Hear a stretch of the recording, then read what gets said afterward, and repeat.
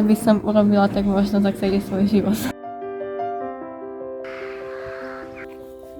Niečo také nebolo. Všelijaké okná, také kostrmaté. Ovečky o toto asi obtierali. Volám sa 3 bodky, vlastným menom Dianka a som spisovateľka a ilustrátorka rozprávok s historickým nádychom. Keďže väčšina mojich diel je inšpirovaná práve anglickým vidiekom, musela som ho navštíviť. Tak poďte so mnou objaviť jeho krásy.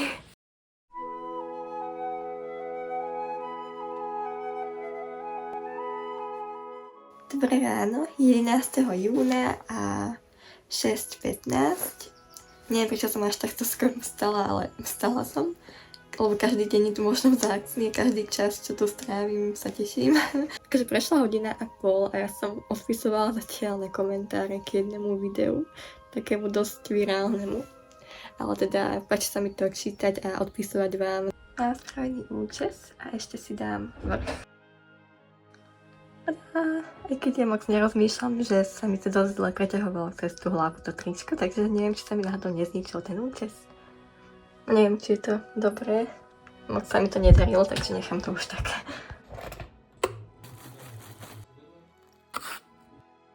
Na 10. som spravila takýto ovocný mix s černicami, jahodami a jablkami, tak budeme mať spolu s mamou.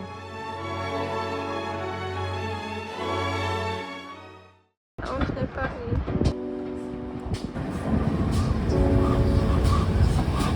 Sama išla do vlaku, aj keď nemáme lístky.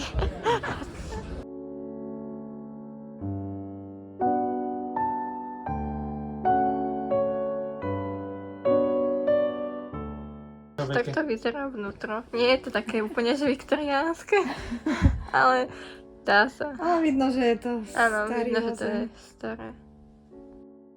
Koľko lúčenia a zvítania sa zažila táto stanica. Kde nejaká milá čakala na svoju lásku a nedočkala sa. Nevyzerá to moc ekologicky.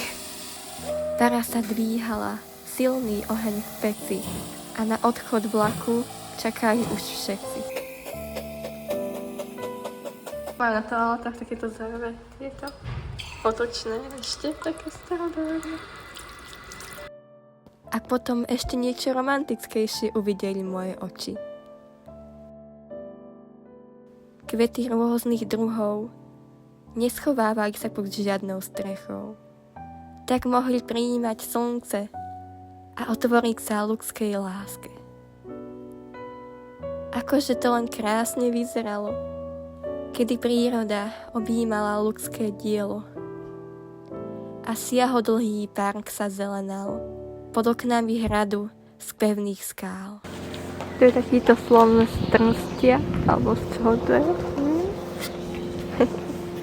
A tu je ešte aj mláďatko.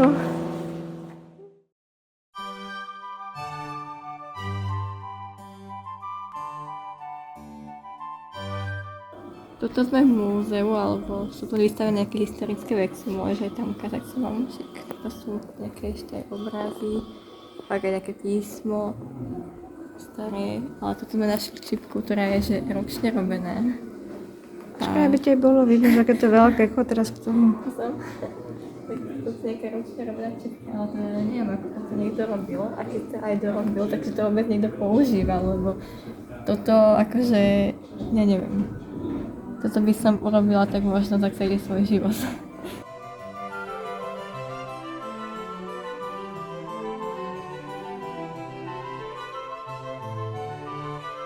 Aké je to maličké toto? Vyzerá ako ja neviem, ako toto robili. Toto vieme prečítať, že to vlastne je nejaký kalendár. Toto vieme, že je abeceda pre deti.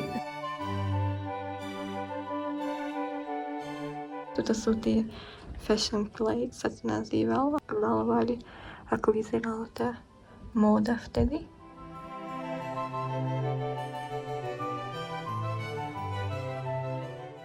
Toto už majú aj šiaci stroj. Môže prísť ešte viacej úžasov, ktorých na tomto hrade je už aj tak nad 100 miliónov. Pozrite sa hocikam. Nie je to žiaden klam. Naozaj toto miesto existuje a krásne je v každom uhle. Toto je kráľovná urobená a toto je nejaká mozaika. Je to kostiel, aha.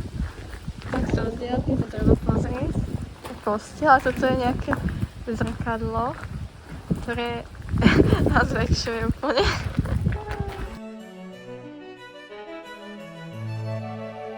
Mama je smutná, že nevie zachytiť na kamere, alebo Jasmín. tak. Áno, Super ja vôňa. to vôňa. Neskutočné. Takže aspoň slovami to zachytila. Dnes tak to vyzerá pekne tiež tieto popínavé rúže takto popri tej stene. A tuto som tiež ešte voňala a tá voňala ako pomaranč.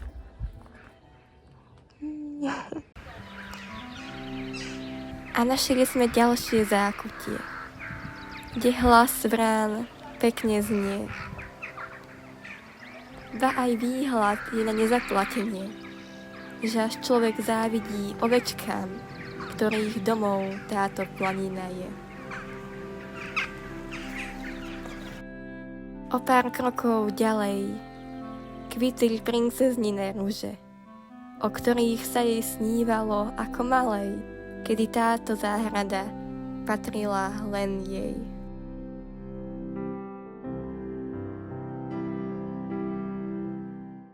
Tu sa vraj dá takto odfotiť s kandou, tak Išli sme do nejaké dedinky, ale tu sme sa ešte zastavili cestou, lebo sa nám celkom páčila, tak ideme pozerať. Až tak sme dlho v tejto dedinke neboli, že mamuš? No, veru nie. Nič také nebolo, no.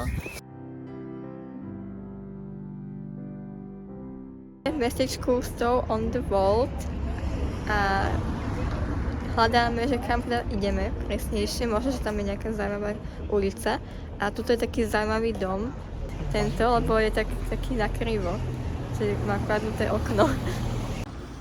dokonca aj tento nejaký dom má také všelijaké okná, také kostrmaté.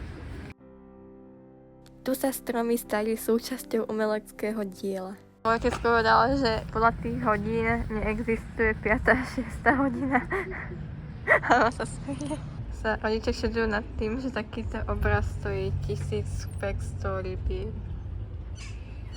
Dali by si za to toľko? V ďalšej dedinke a toto sme pri nejakom sídle, nejakom peknom, teraz je to hotel a reštaurácia, ale dá sa sem ísť a prechádzame sa po takejto záhradke.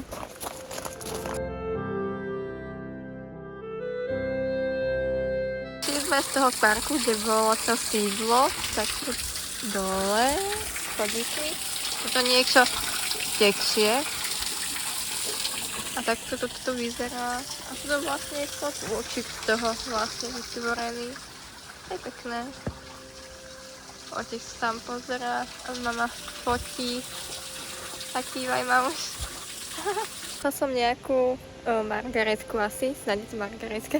Tak to niekde po hodinu na zemi, tak som si ju dala do vláskov. Vyzerá to zlatučko. Tu máme nejakú smutnú vrbu, nejaký most. A je to také pekné zákutia. Sa teším, ešte budeme určite toto na tej lúke niečo nahrávať, lebo je fakt, že krásna a je tam vidno za ňou to sídlo, len teraz to nevidno. Pohltil ju pokoj, kde okrem krásnosti na nič iné nemyslela. To je strašne vtipné, ako sa tie ovečky o toto asi obtierali a z toho je kožušinka. To je super. Nežný dotyk margaretiek premenil navždy jej svet. A aby radostná bola chvíľa, sila slnka na ňu zasvietila. Tichá, zabudnutá dedinka ležela v blízkosti potoka. Jej domčeky opäť boli obklopené listami a rúžami. Našli sme tu aj vodný mlyn, sa to volá. A nejaké starodávne autíčko. Inak sme už aj v takej oblasti, kde už také skôr modernejšie domy majú. Ale stále majú taký historický nádych. A je to možno preto, že dodržiavajú ten materiál, že majú stále keby podobný, že majú všade tie kamene a vyzerá to tak potom dobre, alebo že majú aj tie okná také rozdelené do viacerých tých častí.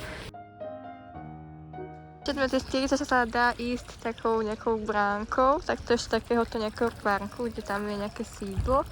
Tuto vlastne vidno ten kostolík, tu je nejaká fontána, ktorú podopierajú nejaké 4 dámy. Ako sa ti páčil dnešný deň, mamuš? Super, veľa pekného sme videli. Čo sa ti páčil najviac? Najviac.